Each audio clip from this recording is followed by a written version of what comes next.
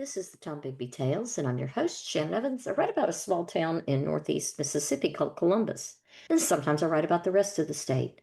This episode is about a gentleman named Fletcher Sanders, a robber, a kidnapper, and a Purple Heart recipient. Fletcher Harvey Sanders was born in 1914 to Marshall Lorenzo Sanders and his wife Pearl. His father was a maintenance supervisor for the state highway department, and Fletcher and his younger sisters grew up on 3rd Avenue South in Columbus and attended Franklin Academy and then went to Lee High School. But Fletcher left high school early and went to work. And in 1928, he is living in Tall Timbers, Louisiana, where on June 21st, 1928, he's arrested for what I can find for the first time as a bootlegger, and he had 2 quarts of liquor in his possession.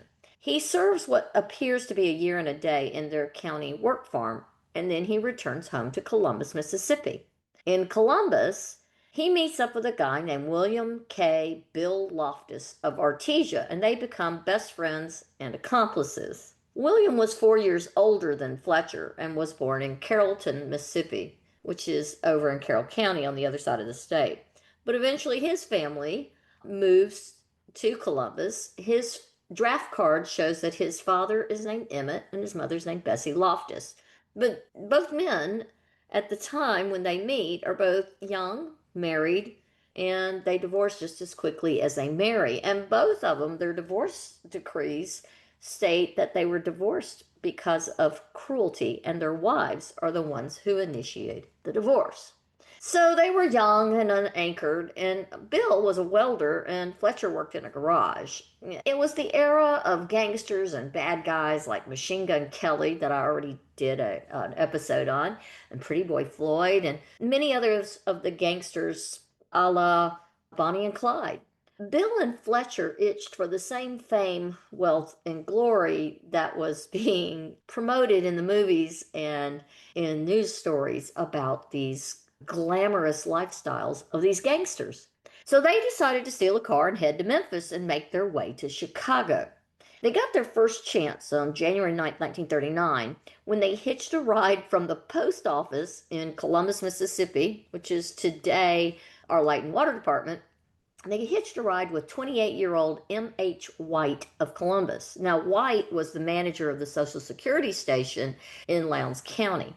So once they get out of town, Loftus pulls a gun on White and demands his watch and his money. White didn't have any money on him, but he did give his watch to the guys, and they tossed him out of the car about 3 miles outside of town.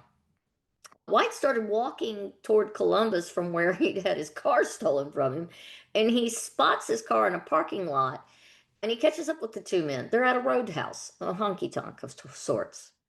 So White goes in and confronts them to try and get his car back, and Loftus pulls out the gun again and points it at him, and he says, "We'll take you where you won't come back." White thought better of asking for his car, and he takes off from the roadhouse and returns to Columbus and immediately reports the robbery. By then, the pair have left the roadhouse and they made their way to Ellis Service Station in West Point. There, they helped themselves to gas at the pump and then robbed the station of a grand total of $21.68. That's all they had in the till. They then forced the filling station operator into the stolen car and drove north toward Tupelo. About a mile north of West Point, they let their hostage loose on the side of the highway and they continue north. They then made their way to Memphis, where they kidnapped an elderly man off the streets thinking he had money, and they continued across the Mississippi River into Arkansas. There, they crashed the car in Forest City, Arkansas, and the police arrest the 2, who then the cops then discover, of course, the car is stolen. By crossing from Tennessee into Arkansas with a kidnapped victim, the pair were now on the FBI's wanted list. So the Clay County Sheriff's Office sent some deputies to bring the pair back to Mississippi so they can stand trial. Now, Loftus admitted his part before the judge assigned to the case. The judge, who will become a future beloved U.S. Senator for Mississippi, is no other than John C. Stennis.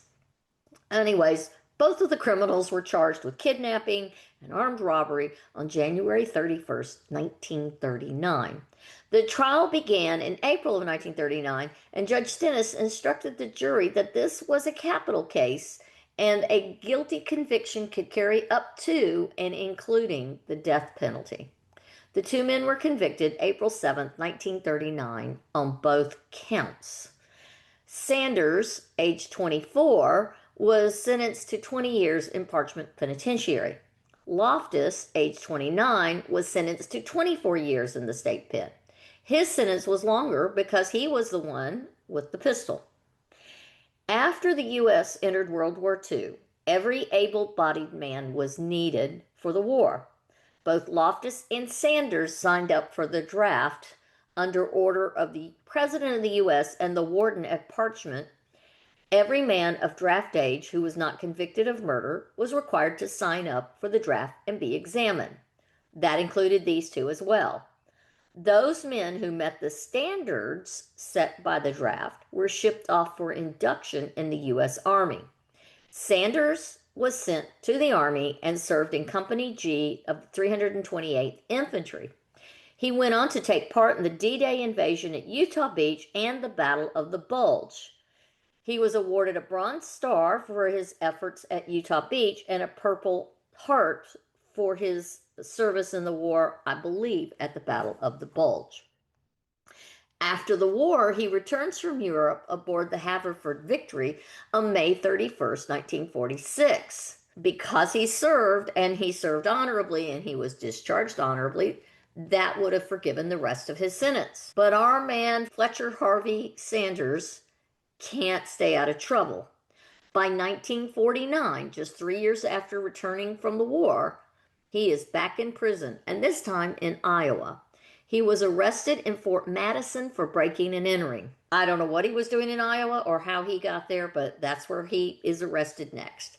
He was paroled September 13th, 1952, after a 3-year sentence.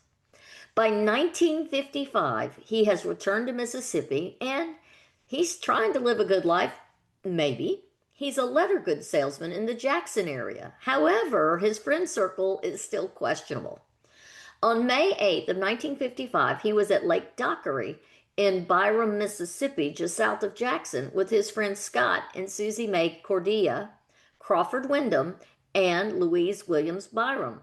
Scott was a convicted arsonist. He was one of Sanders' friends from Parchment. The group was allegedly at a party on the lake where Fletcher was shot in the chest around 8 that night. He was rushed to the VA hospital with a severe chest wound inflicted by a .38. He died at 1:45 in the morning on May 9th, 1955, age 39. Now, Susie Mae Cordia, a waitress in Jackson and the wife of Scott Cordia, Fletcher's buddy from Parchment, was arrested the next day, and she was charged with Fletcher's murder. She was indicted on July 29th, 1939, and she claimed that the discharge of the weapon was an accident that happened while she was learning to shoot the gun at the lake. The case was eventually dropped on October 8th, 1939, and never prosecuted. In the meantime, after his death in May, Fletcher's body was returned to Columbus, and he was buried here. His grave marked with a military marker. There's no mention of him in his parents' or his sister's obituaries in later years.